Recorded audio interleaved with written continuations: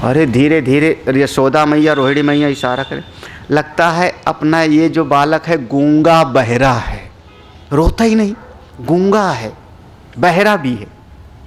तभी तो पंडित जी को बुलाएं, अपने सांडिल्य जी को कुछ करें।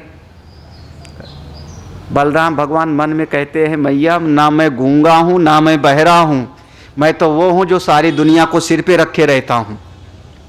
हाँ, गूंगा बहरा नहीं हूँ, लेकिन दुनिया वालों के सामने बोलना तो हंसने में कोई फायदा है ना रोने। मैं तब हंसूंगा तब रोऊंगा जब मेरा भाई परमेश्वर आ जाएगा तब। अगर रोना भी है तो अपने नारायण से, और प्यार भी करना है तो अपने प्रभु परमात्मा से। क्या संसार में करने जाओ, कोई कुछ दे नहीं देगा महाराज, ये सारा जगत का स्वभाव ऐसे। जो करना है ठाकुर जी के साथ। 1 साल बड़े हैं भगवान से। समय के साथ में देवकी माँ के 8वें गर्भ के रूप में स्वयं परमात्मा जब आते हैं, और देवकी माँ का हृदय आनंद से भर जाता है। उनके मन में कोई ना चिंता ना दुख ना विक्षेप, हृदय में एक प्रसन्नता।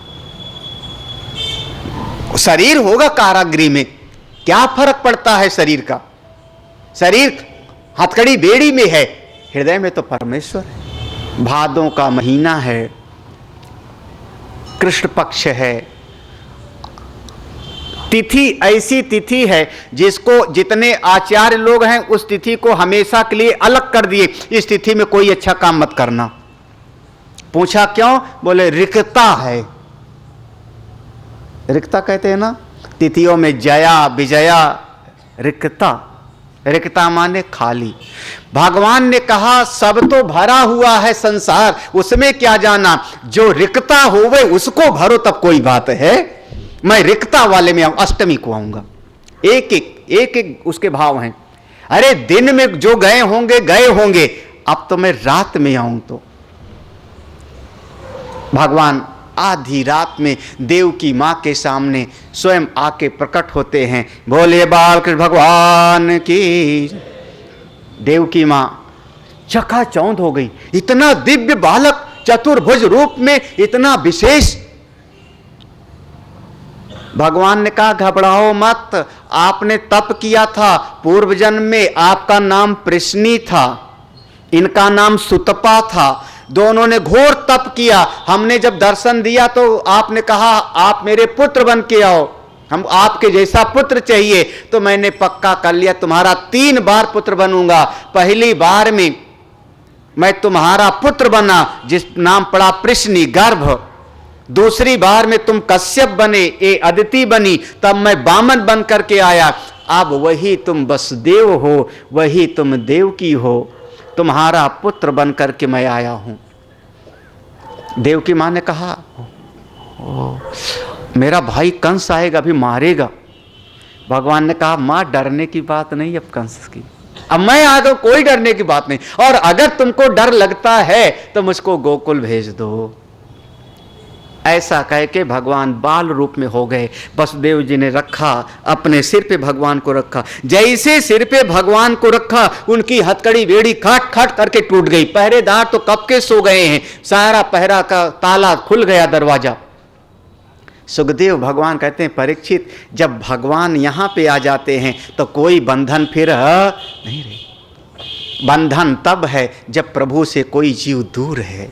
लाओ प्रभु को भीतर, हथकड़ी बेड़ी खुली है, कोई रोक टोक नहीं। वसुदेव जी बिल्कुल निकल के चल पड़े। बाहर बूंदा बांदी हो रही है। शेष भगवान को लगा मेरे प्रभु पर कोई बूंद न पड़े।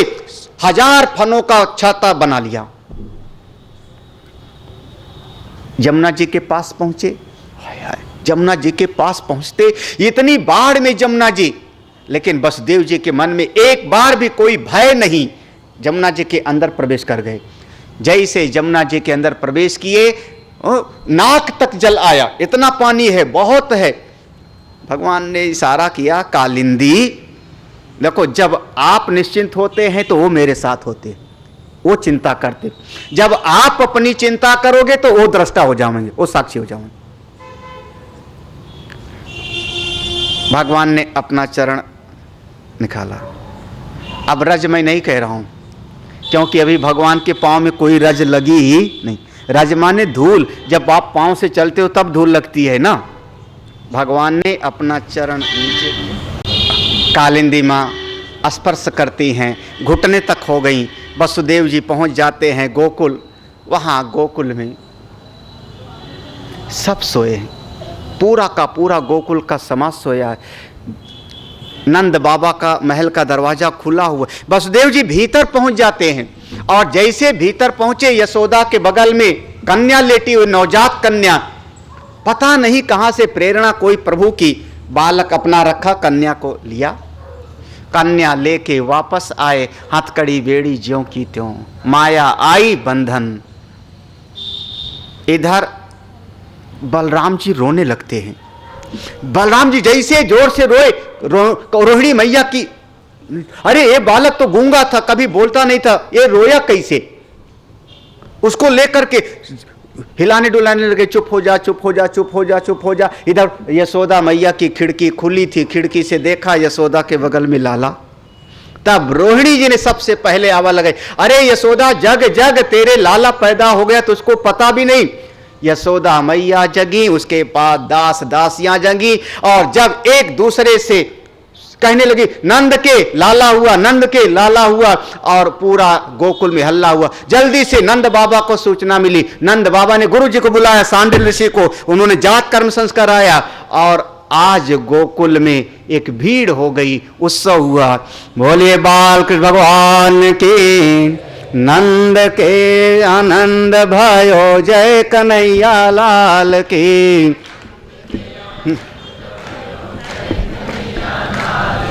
हाथी दियो, घोड़ा दियो, और दियो पाल की।